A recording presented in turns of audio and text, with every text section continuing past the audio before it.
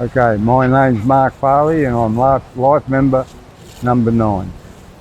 I joined the surf club in 1967. I was born in Brisbane and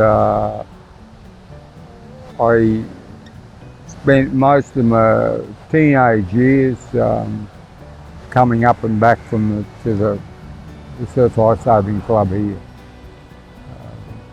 That was my, and since then I've virtually lived here all the time.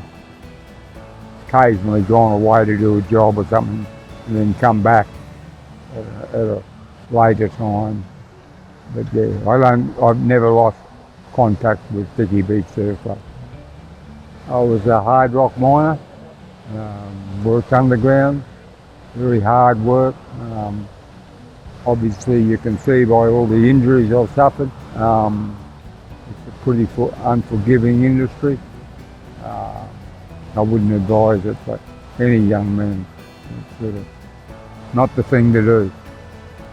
I've done a fair bit of queen bee breeding, which is something that I enjoy doing, and it can be quite profitable when you get everything right. Yeah. And the beauty of it is that you can put the mated queen bee into a special little cage, and then when you find a buyer, you just post the queen bee to them and they send you the money. So it's a win-win. My nickname is Crowy, and that was developed from very early in the surf club times when there was a guy here called Juddy Baker. He was a sort of an ex-footballer, and of course they called me Crowy, and then he nicknamed it to Mark to give me that name. So that's how it originated. Well, Barry Emerton was the first one. They got me involved. And because we used to come up here, we went to college together in Brisbane. We were both doing fitting and turning apprenticeships at different places, but he was a pretty good surfer, and I decided to come up with him. And that's where it all started. I have my son Jack and my daughter Megan, who have both been involved in surf life saving. I was never a club captain as such, but I spent quite a few years on the executive, and because I had a bit of knowledge with queen bee breeding and different things, the Sunshine Coast really appealed to me then, because I could come up here and breed queens. I could sell the queens through the mail, and life was pretty good. I could go fishing when I wanted. I could do a lot of things. While I was in the surf club, I really looked up to Mick Stratford. He used to drink a lot of beer, and do a lot of crazy things, but he had his heart in the right place. He was a very good person from the bottom up.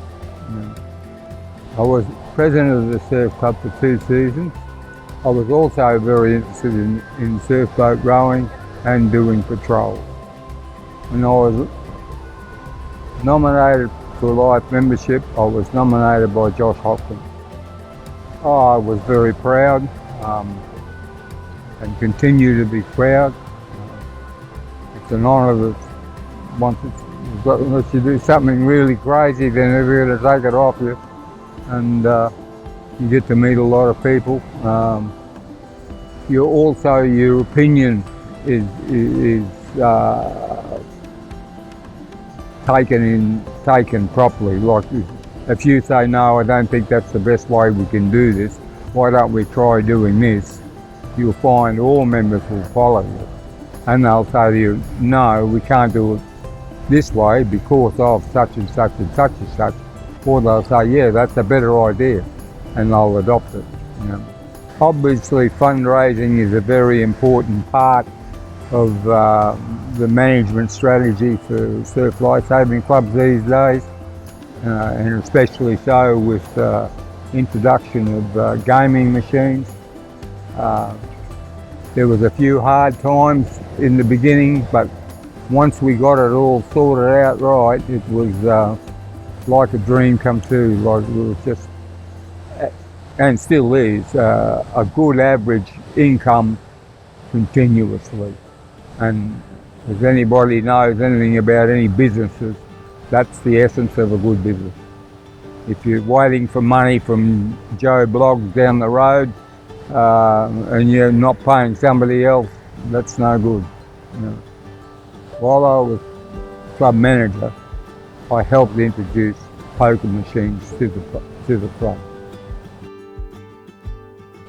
One of the things I enjoyed most was surf boats. I rode surf boats in the 60s and probably rode for 2 or 3 seasons. Then I was more involved in management. I trained a few of the crews in the lake in the 80s and 90s, which was very satisfying. I think the club is revolving in the right direction. It's become very professional as far as gaming machines are concerned, about how management is structured, and you don't see any internal disputes of any magnitude. I mean, there's always a few little disputes about who should get the best oars and who shouldn't, and so on and so off, but it's very minimal, and that's a sign of a good club. I've got more back from surf lifesaving than what I gave it. The comradeship is possibly the single most important thing, and the friends that you make when you're a full-on surf club member, patrolling the beach, doing the whole scenario, is fantastic. I mean, it's just a bonding that you can't sort of describe how strong it is, but it is. It's very strong. The surf life-saving movement caters for all people of all different classes, descriptions, whatever. There's a spot in every surf life-saving club for any single person if they want to look for it. It's there. They just got to look for it and find it and be happy in it, and the rewards will come. I would recommend anybody to become a surf lifesaver. It's just a great way of life.